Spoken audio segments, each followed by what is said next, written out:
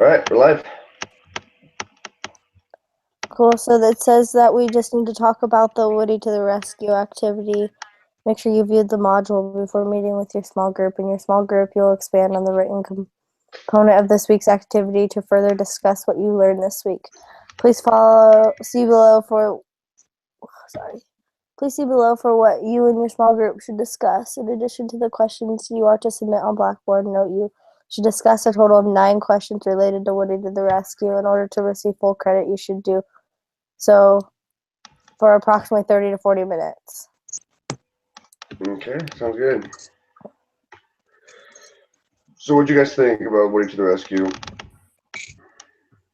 I mean, some of them like were easier, like especially for the assignment. Some of them were easier than others for me because all the questions were like, "What would you do as a teacher?" or like how you would do it. Mm-hmm. So I noticed that some of the questions were a lot easier to respond to than others. Yeah. We wanted us to bring a lot of it back to like our readings and stuff, and like I find it hard to do that most of the time, trying to bring like Yeah, I opinion had to based. pull up Reveal and like do a lot or whatever it's called, and like do a lot of go back and trying to relate them. But once I found something, it like made sense. But just trying to think of what to relate it to. Mm-hmm.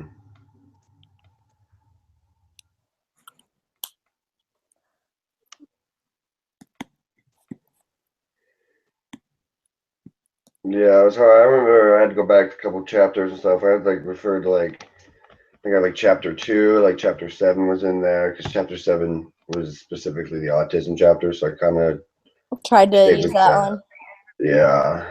Yeah, I found a few things in there, and then a few of them I felt like I was kind of like using the same stuff. So I tried to go back and find something a little different. I Yeah. actually went to outside sources for a couple of the questions. One of the questions I found the form you go through to be able to find what the kids are interested in and what might motivate them. Mm-hmm. And so that was a pretty interesting form. Not something I would have ever thought of. Yeah.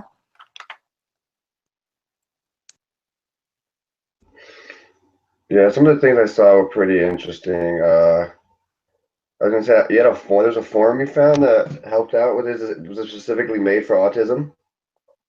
No, it was just made for like a special needs classroom. It was a motivational worksheet thing. I might still have it pulled up on my computer. Let me check. But you went through and asked the child if they would prefer like receiving a 100 on a paper or a bag of chips.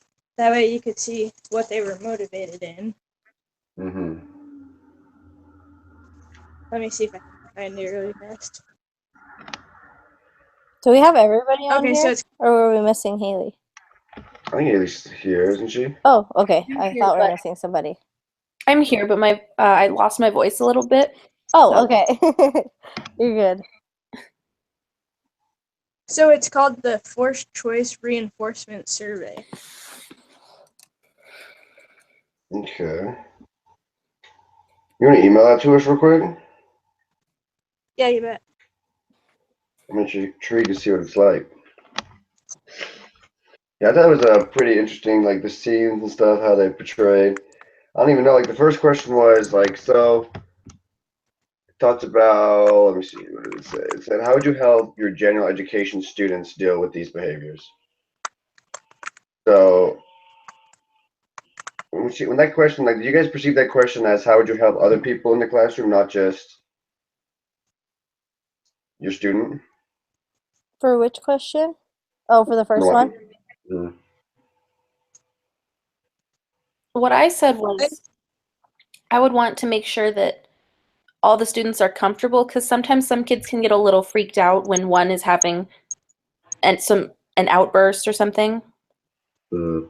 So I wrote I would want to explain in a simple way that that student gets frustrated and that's how he expresses his frustration. And the best thing they can do is to let him do it and not draw more attention to it or make anything I don't know, more dramatic, I guess. I was mainly focused on that question when I was with my answer. I just kind of said like it depends on if the student how big of a distraction he is to the other students, because even like I kind of thought of kind of what you were saying for a little bit, but then I got to thinking and I didn't know. Depending on I think it's a big factor is depending on the age that you're teaching, because if you tell littler kids that, Yeah. they're still gonna get pretty distracted. So I felt like I almost went away from the question, but at the same time, it was still answering the question by saying, like, you need to make sure that the student is able to, like, cooperate pretty well in the classroom in order for the other students to be able to get what they need to get out of the learning, too. Mm-hmm. What I did for that question is I talked about how I could incorporate, like, I think they called it peer behavior management. So, like, you put a student that is struggling in with their group of peers as they're traveling around to different centers and stuff like that. And it helps to smooth over the transitions. So I talked a little bit about that. And then I also talked about talking to my class without the student who has the disability and saying, like, you might see these kind of behaviors and this is an appropriate way to respond to these type of behaviors, but not mention the student that we're talking about, so you don't actually single anyone out. Yeah. Yeah, that makes sense. I was gonna say, I talked about like just explaining the situation as best that you probably couldn't. Especially, it also depend on because what do they say? How old was Joey? Did they ever say? I don't think they said how old Joey was. I was gonna say, so they never kind of give us a frame of reference. So I think in different classrooms, it'd obviously be different scenarios. You know, No, you could for sure. you could explain a scenario better if you had like high school kids and if you had like elementary kids. I feel like it'd be very difficult. Yeah, to your explain answers what are was going to going vary on. depending on the age of the student. Because I I just I don't know. I just assumed elementary because that's what I plan on going into. So when Yeah, same. so all my questions were based off that. Joey was either in 5th or 6th grade because it talked about him moving on to middle school, and he was going into middle school next year. Okay, that makes sense. Okay, that makes a lot more sense then. I must have missed that part. Yeah. It was towards the very end how they were hoping that the plan would stay in effect at his new middle school. Oh, Oh, okay. How to, yeah. And I sent you guys that link also. oh yeah. So I it was should be. trying to pull it up on my computer's screen. My computer's being weird today. I don't know what it is. Mine is too. I had a hard time logging in YouTube. That's not good. Weird. I don't like it. But yeah, I thought some of the questions were pretty. Yeah, I talked about as it talks about in scene one, it talks about how Joey ends up meeting with the IEP team, and they talk about like certain things. They talked a lot about that in with IEP team. They talked about LRE, or the least restrictive environment, and that might be something I feel like the IEP team would kind of want to look into. Maybe what kind of environment is easiest for Joey? Mhm. You know, proper placement. You know, which can influence overall outcome of the student's education. Well, I know that from what I got from it, it sounded like the IEP team was trying to move him into more of a general education classroom because that's where he would learn the most. But he did have those outbursts that they didn't know how to control, so they were like trying to figure out a way. So my guess is, as they were transitioning him, they were also using this program to try and get his outbursts to stop. Mm-hmm. Yeah. Is kind of how I took it. Like I almost looked at it like the different methods that they kind of talked about in each scene. We're just trying to find the best method to hopefully stop his outburst, which is kind of what you just said, but Right. that's how I viewed it too. The one I liked the most was the visual. Was it the visual schedule or something? Was that the name of it? Yeah. There was a visual That was probably the easiest one for me to like relate to, like when responding to the questions. And they seemed to like get the positive feedback. So then I was kind of went on and said that, like, referred to like the chapter 7 and said how sticking with something that the student like what works for him, because they said that students with autism usually don't like a lot of change.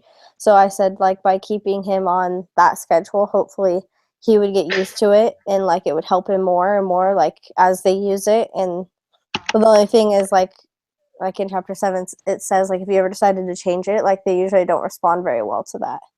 I actually related it back to my preschoolers that I teach. Mm-hmm. And what I was thinking about it is, I made a correlation between the visual schedules we use. Like, I have kids that are reading, but to them, a word doesn't mean as much as a picture. Yeah. And so I kind of related that back to him, because I was like, well, he knows how to read, but the word probably means less to him than the picture. Yeah. And the schedule also showing, like, he wanted to go to, like, Blockbuster or something at the end of the week. Is that what it was? Yeah, Blockbuster. Yeah, At the end of the week, and seeing that on the schedule, but at the end of the week, like, that was also, like, a visual for him to know, like, what he has coming up. Right, and then I liked how they flipped over the picture of this school so that he could kind of keep track of what day it was. Yeah. Yeah.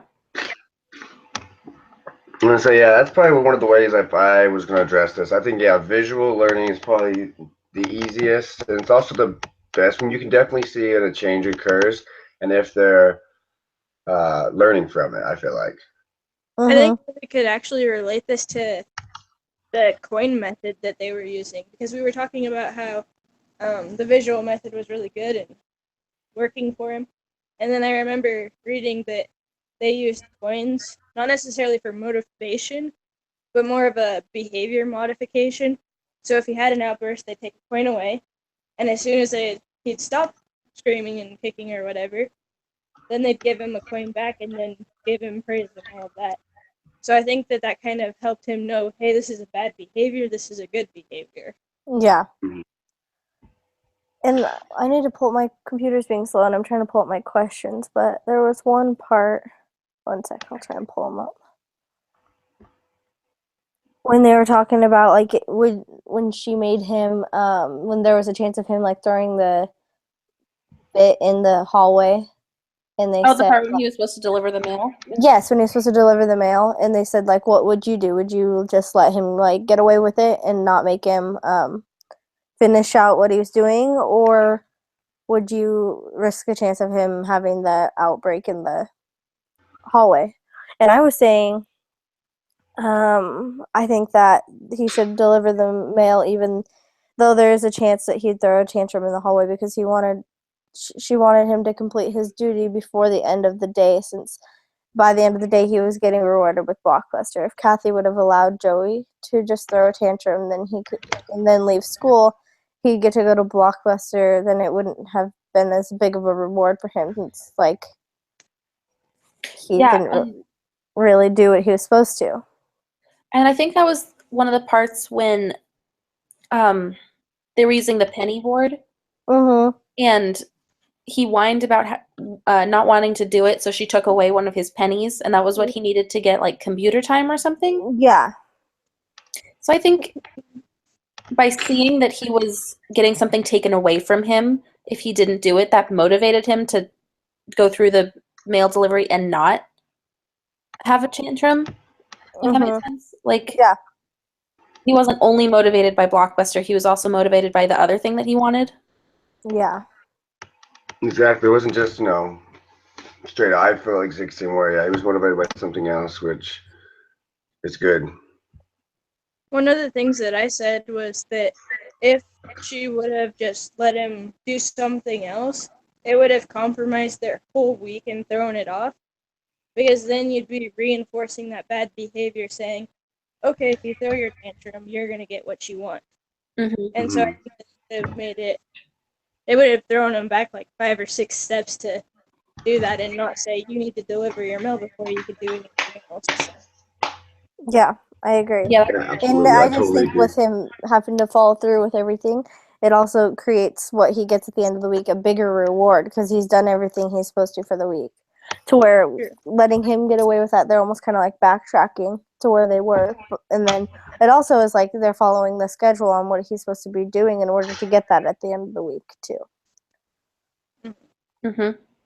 For that question too, I also like kind of related it to the reading, and because they in chapter 7, I believe, they talk about like using something as bait for like this student, and Mm-hmm. there was like those examples where it was like somebody had like this little girl really liked horses or something, so they related all this stuff to horses and had her do all her assignments based on the curriculum, but had to do with horses and relating it to that to keep her more interested. And I thought, I mean, Blockbuster's kind of a hard one to use for that, but that was kind of what I correlated it to, and just said like, really like having him have that goal at the end of the week. They're using Blockbuster as bait to get him interested in everything else and get him to finish out all his duties and stuff. Yeah. Another bait that they used was the book that they were talking to him about emotions. And if I remember right, it was Woody from Toy Story that was doing the little book of emotions. Yeah, it was. When he did throw that temper tantrum in the hallway or wherever it was when he was supposed to be delivering mail, they sat down beside him and read him that book. And then he was able to talk about his emotions and like pick out the little faces and all that. And I thought that was actually a really cool tool that I would have never thought of. That I was like, oh, I could even use this with my preschoolers. Like, Yeah. or I was going to say, yeah, this is, the reinforcement, the positive reinforcement, and also the visual help. They both really, they tie well together, the positive, because he can see what he's getting, with that, and that helps him. right. And I feel like, yeah, those two just go hand in hand very, very well. I'm trying to see if there's any more on these questions. Oop.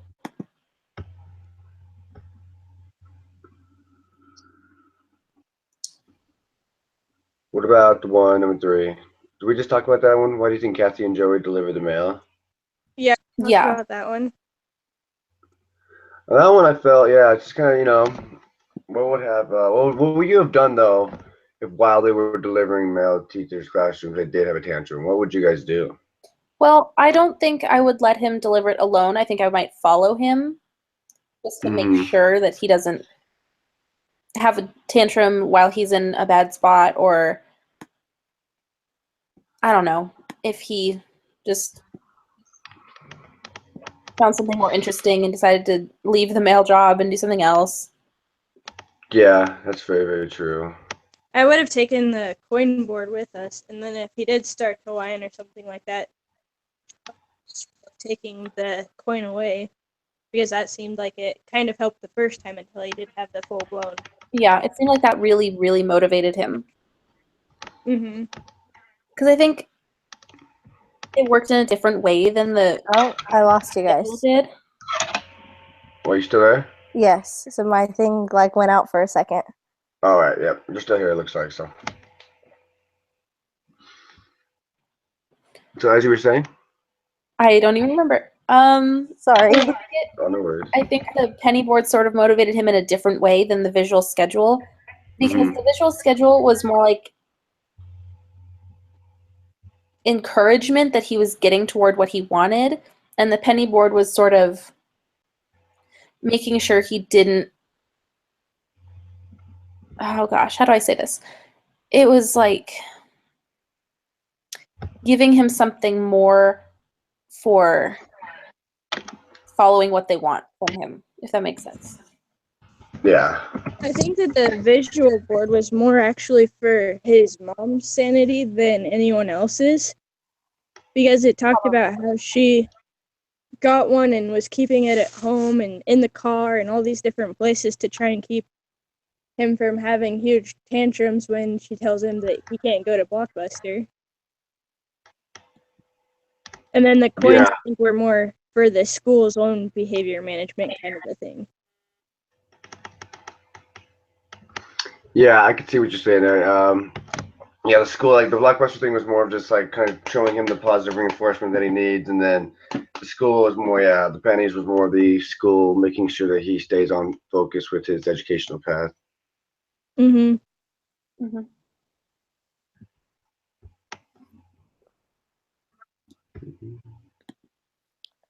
And I think we already talked about the other question. If you had a student who's demonstrating behavior such as Joey's in your classroom, what would you do? Yeah, we talked about that one. So we talked about all the ones on the Google handout assignment. Yeah. Alright, so what else do you want us to do then? Let's see. Okay, check And I it. think we have to discuss those other. Let me see.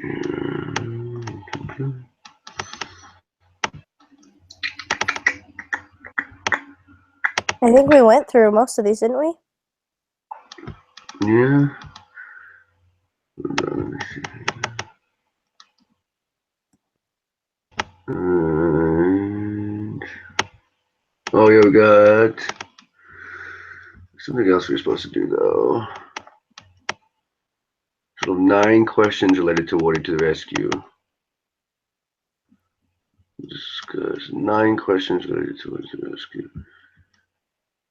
I feel like that'd be like, what do you guys feel about this situation? Like, just those tantrums in your class. How do you just remove them from your class, or how do you do that? I don't even know. I have a really hard time with that question too, because it's like going back. You want the student to get the most out of their education, so you do want them to stay in the classroom environment. But like, to what extent can't- does that have to go in order for you to remove them from your classroom? But then you start thinking like, I'm sure that student would get a lot more from their education since there is something like going on that if they were like separate from the classroom, if that makes sense. Mm-hmm. This is one of the ways that I actually incorporated like a better atmosphere for everyone in my classroom. So what I would do is I'd set aside a part in like a kind of a secluded part of the classroom, so that if you did feel overwhelmed, you could go to it and read a book or do some sort of a sensory activity that would help like bring you back around, and then when you were ready to join the class you could, but you could still listen to everything being said in the classroom. So you're not really missing out, but you do have a chance to go calm down and do what you need to do. Yeah, I like that. Yeah. Yeah, and the thing is also you got to think about your other students. I mean, it's not fair to them to be distracted. Yeah, true. But you also have to think that at some point, every student in your class is going to have a hard time where they just want to walk away for a few minutes. That's why I think using part of your classroom as like a quiet area that you could just go to would be a great resource. And then it might also help you pick out those that maybe do need to see if they need some specialized help because they're going there more often, or you know what I mean? You can see that they're frustrated more often than other students, you mean? Right. Yeah. Like a student that would normally fall through the crack if you wouldn't have set something like that up. Mm-hmm. That's very true. It looks like we have more questions right here too. So we got scene 1. Why is the FBA needed before behavior interventions are put into place?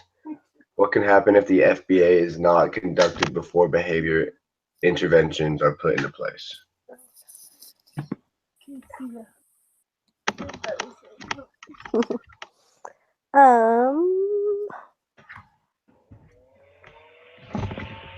I think it just is going to help you to make sure that you're using the most effective intervention strategies.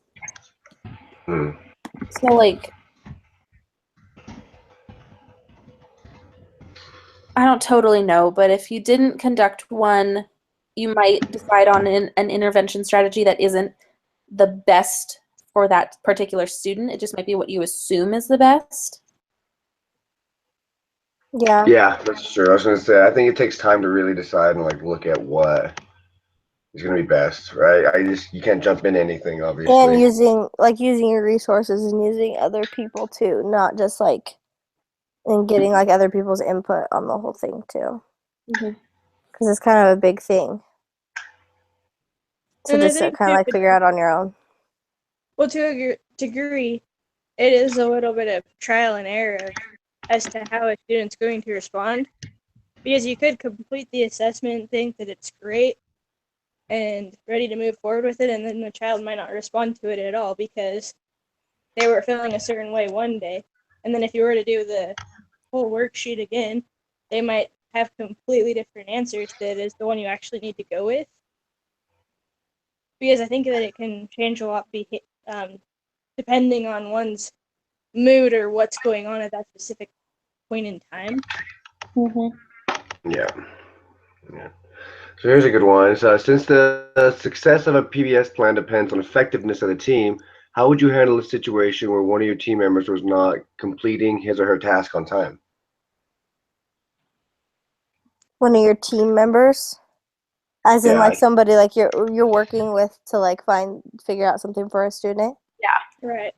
I believe I so, feel like yeah. at that point you need to almost just, if someone's not going to get it done on time, and I mean, it is a timely, you have to kind of do it on a timely manner to get the results from the student that you want to. You'd almost just need to take it, like find someone else to take over that part, or like you just take initiative and get it done.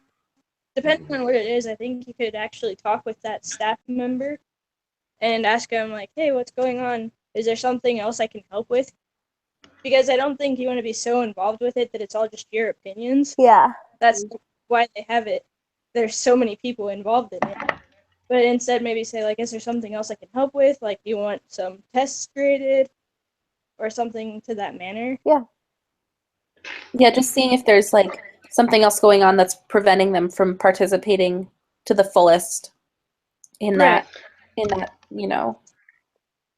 Yeah, exactly. Mm-hmm. Well, that brings us to the next question. It says, what would you do if another teacher, i.e. specialist, refused to follow PBS plan when dealing with the student? I would kind of want to discuss with them, like, and just make sure they understand how important it is to follow the plan, not just for the team, but for the student. And if it was an actual general education teacher doing that, I think I'd try and request that student be moved to a different teacher that's going to actually work with their IEP and work with everything that you're trying to do. Yeah. Otherwise, you're just contradicting yourself when they're in their resource room or their secluded classroom or whatever the case may be. And then they go back into the general education classroom where the teacher's just not implementing any of it. That's going to throw them back. Yeah. Yeah, I totally agree. No, Well, yeah. I'd ask the teacher, I'd be like, why would you not implement this? Like, I'd see what they would say, and I'd just say, this has been proven to work. It seems to be working. If they had a valuable point that said, it's not working in this manner, I would listen. I wouldn't just be closed-minded about it, but I would definitely know why I wouldn't do it. Mm-hmm. Well, I was gonna say, yeah, if they're just doing it just because they don't feel like doing it, then I would definitely have to be time to look at certain options. Maybe, take, like you said, take the kid out of the class or have a different specialist or teacher involved. So.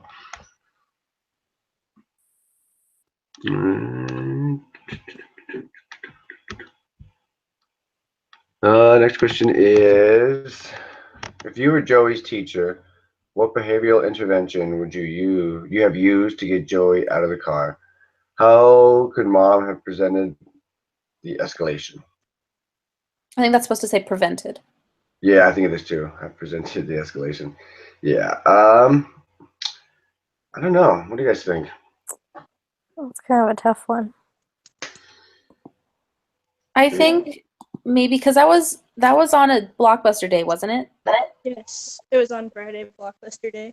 I think it could have been helpful to have, in addition to the weekly visual schedule, a Friday visual schedule, so he could mark off each activity as they go so that he knows he is slowly moving closer. And what it's like building up to.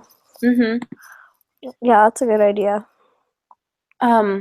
And just maybe almost just keep reminding him what he has to look forward to at the end of the day, just so that he knows, like, he's got to behave in order to get his reward at the end of the day. Yeah, and he has to do certain things before he gets to go to Blockbuster. Mm-hmm. I don't know, though, how his mom could have prevented it. Maybe if she had brought out that schedule, because I know he wanted to go before school, but I don't know if that would have been effective in really preventing the outbursts that he had. I think that there's a couple different things that they could have done. Like you guys said, pulling out the schedule would be good. Maybe even moving Blockbuster Day to Saturday morning. That way he wouldn't get confused thinking that he could go anytime during Friday.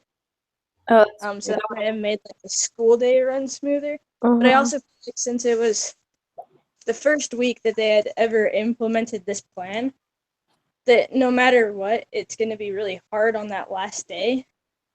It's going to be hard like the whole week, don't get me wrong. But especially that last day where he has that reward he's been looking for all week. Mm-hmm.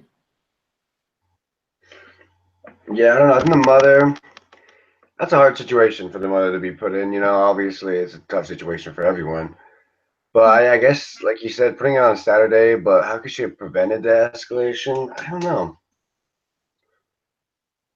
How should she have prevented it? I don't know if there was a way to prevent it, to be honest with you. I think those kind of outbursts are going to happen. Well, maybe when Joey woke up in the morning, she could say, "Hey, it's Friday. You get to go to Blockbusters after school," and just been like excited about after school, just really Just sounding emphasizing it. that way. Yeah, like after school, yeah, we get to go after school, but being excited about it at the same time. Mm-hmm. What might have prevented it? I don't know. Also, I feel like, but telling him in the beginning of the day you got to go to Blockbuster Day at the end of school, he's just going to want to go to Blockbuster then because he knows he gets to go that day. I feel like. Yeah, like there's a chance he might not be focused, active, and engaged in class because he's just thinking about going to Blockbuster. Yeah, But exactly. one of the things about kids with autism is they want to know when things will happen. So if they know things are going to happen a specific day, then they really focus on like what time it is.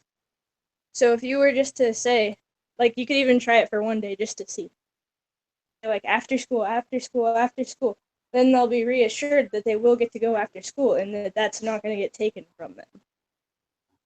Gotcha. That makes sense. Yeah, that's a tough one though. But scene 5. A timer is one type of activity completion signal that can be used to signal the end of an activity.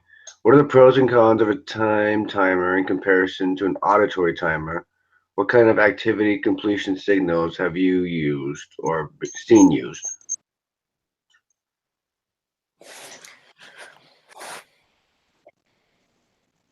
I don't even know. Yeah. Well, I think because he was more engaged with visual things, I think a visual time timer is more effective for him than an auditory timer. Because an auditory timer, it still has the numbers counting down, but that doesn't mean a whole lot. The time timer, you can see the block of time until it is over. Yeah, that's a good point. Yeah, that's something that I feel like we see a lot of. Yeah, it's like counting down, like just so they know. Mm-hmm.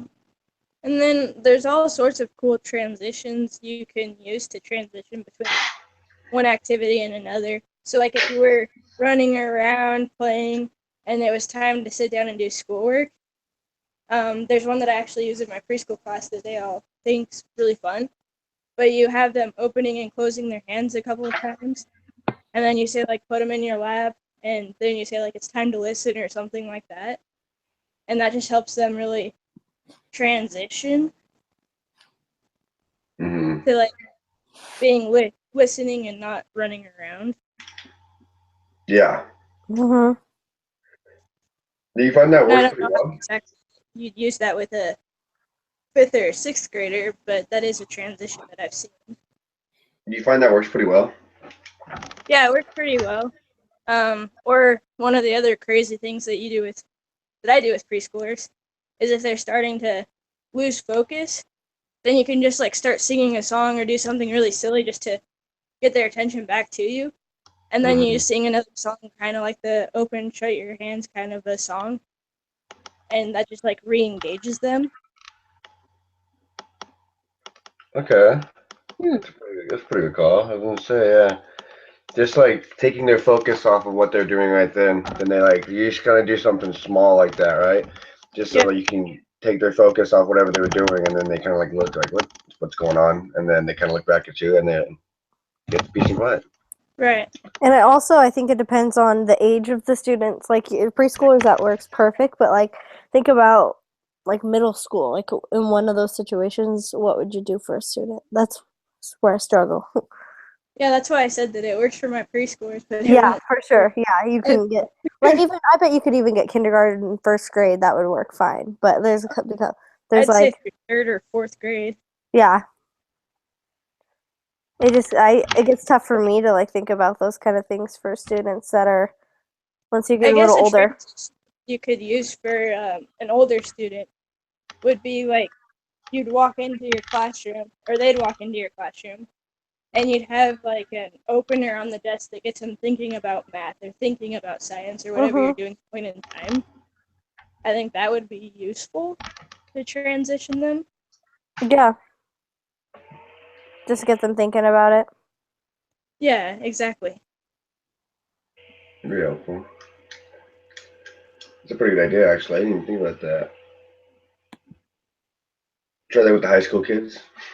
Yeah. Yeah. I mean, I remember times in high school where we'd come in and there'd be something on the board. Like probably for my senior math class, and I believe my junior, it's about as far as I remember. But they would always have some kind of opener on the board, and we'd do it like Monday through Friday. And like there'd be like 2 or 3 questions, and we'd go over it like before we start for the day. Yeah. And then by the end of the week, we'd turn them in and get points for them as long as you did them and like went through and fixed it. If you did it wrong after we talked about it, you'd get full points. It was almost like a participation kind of thing, but it also got you thinking like about what you're gonna do for the day, or like kind of got us thinking about the lesson we did the day before, and which would bring it to the next day. And it just depended on what we were doing, but there was always something up on the board for us to do when we walked in. Yeah, getting your mindset like in the beginning of class is a good thing to do. Like, Especially like after a weekend too. yeah, exactly. You walk in, just got back from like reading or something, your mindset, just starting you off, like just getting your mind going to math is always a good thing. Yeah. I think that's a pretty good idea. I like that.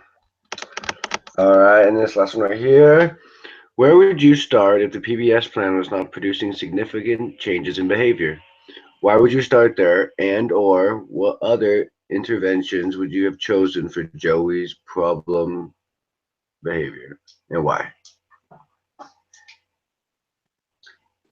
I mean, if the program's not working, it's definitely time to try something different, or at least tweak it. Yeah. Just kind of play it by there and just see what you need to do in order to get the results that you were hoping for. Yeah, I don't know. To be honest with you, I don't even know where to start. I don't know. It depends how long. Like, how long is a PBS supposed to last for until, I guess that's where you have annual goals and stuff like that, right? But achievement levels. But I don't even know when to start, and I wouldn't even know when to notice no significant changes.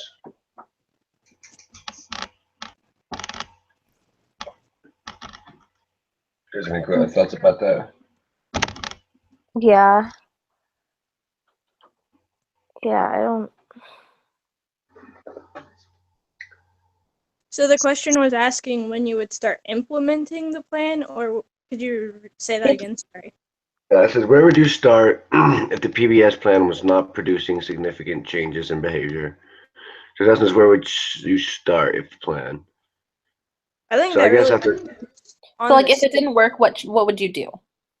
yeah, I would and say then that's on the student. Like, you could go back and redo the plan, like trying to find a different point of interest that you could really hone in on, or just start making other behavior. I don't know. You could try more sensory type stuff, because people with autism oftentimes are overloaded by sensory things.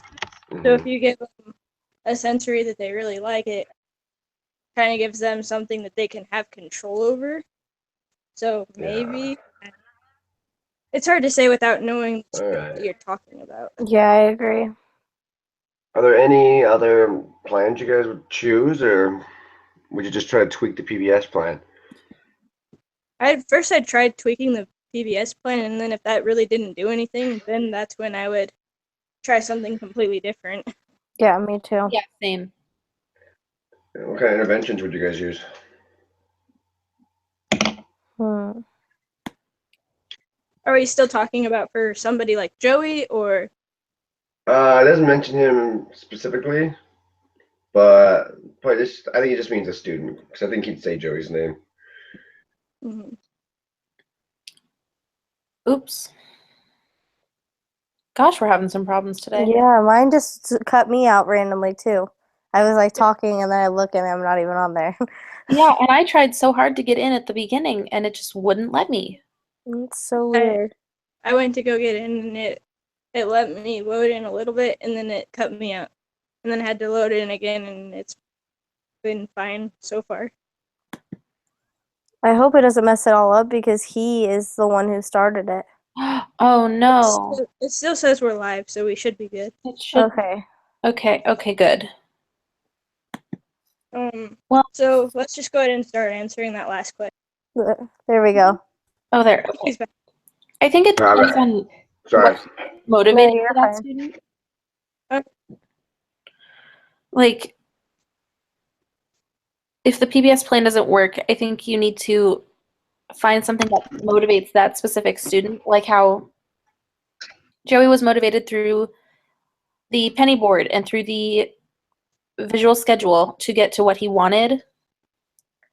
I think for another student, you would have to do something similar, but alter it to be something that they want and something that will work for their age. Like the whole bait thing, like finding something that interests exactly. them. To an extent, I also think that if nothing's working for you, that either was or that you're trying to get to work for you, I think to an extent you should talk to the parent about it, because maybe there's some sort of miscommunication where the parent isn't doing all of the things that they said that they were going to. Mm-hmm. And so maybe if the parent wasn't doing that and they went ahead and started doing all the components, then you would start seeing results. Yeah, that makes sense. Yeah, I get you. All right. So, anything else you want to talk about? How are you guys' think- interviews going? I've kind of been back and forth, but I was gonna ask you guys about that. Are you guys still adding to that Google Doc? I added a question the other day, but I've been trying to. No, I haven't looked at it. I sent that email to my professor, or not the professor, the teacher I'm interviewing, like 2 weeks ago, and she got back to me. So I'm trying to figure out some follow-up questions, but Gotcha. I've been slacking on it a little bit. But I'm gonna try to get No, some of I that have done to. today. I had a hard time getting like in contact with my person, but she finally got back to me after like a week. So, That's good. I'm gonna send those questions over to her, or I sent those questions over to her a few days ago, so she should be back to me here. But I asked by like the Monday. length. Does anybody have the length of this? Of the paper. Yeah. I don't honestly. I want to say it was 3 or 4 pages, but I could be wrong. Yeah. I don't remember ever reading about a length, but I could be just totally ignoring it and Yeah, blocking it out of my memory. I don't ever remember. That's probably something we should try and figure out. I'll email him and I'll let you guys know. Okay, perfect. Yeah, thank you. Yeah, no worries. That's awesome. Well, I'm gonna get out of here, guys. I think we got our 45 minutes. So. Yes. All right. Thank you. All right. Are you gonna submit this, Cody? Yeah, I got it. Okay, cool. Thank All you. right. Thank you. Awesome. Mhm. See you Bye. guys later. Bye. See ya. Bye. See you.